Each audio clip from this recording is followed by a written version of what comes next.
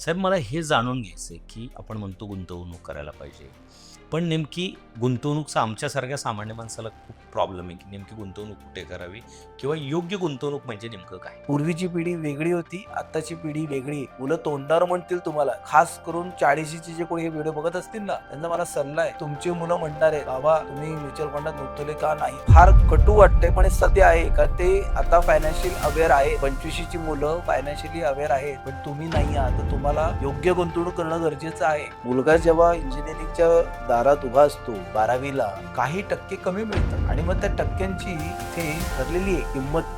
साहेब आपण ह्या फायनान्शियल गोष्टीत तज्ञ आहात. तर माझ्यासारख्या सामान्य माणसासाठी सेफ आणि स्मार्ट इन्व्हेस्टमेंट कुठली? तर सेफ आणि स्मार्ट काहीही काम न करता आपल्याला जर पैसे मिळणार असं जर कोणी सांगितलं तर ती सेफ इन्व्हेस्टमेंट असू शकते का? आता माझ्या एका क्लायंटला 5 वर्षानंतर इमर्जन्सीसाठी पैसे लागत होते, तेव्हा त्याला अजिबात कल्पना नव्हती की मला पैसे लागतील. 1 करोडचा फ्लॅट बुक केला होता. 1 करोडचा फ्लॅट, सेकंड होम, आणि त्यांना आता पैसे लागले. त्यावेळेला त्यांनी 20 लाख डाऊन पेमेंट केलं, एक 70-80 हजाराचा EMI सुरू केला. आता त्यांनी निकाल काढला. त्यांच्या लक्षात आलं की त्यांनी जेवढे EMI मध्ये भरले ते पण पैसे अजून निघाले नाही. आता मला हे जाणून घ्यायचं आहे की कुठली इन्व्हेस्टमेंट आमच्यासारख्या सामान्य माणसाला चांगली, SIP, FD, म्युच्युअल फंड काय जे असतील ते तुमच्याकडून जाणून घ्यायची. सुरुवात आम्ही कुठून केलं पाहिजे, सेफ कोणती आहे?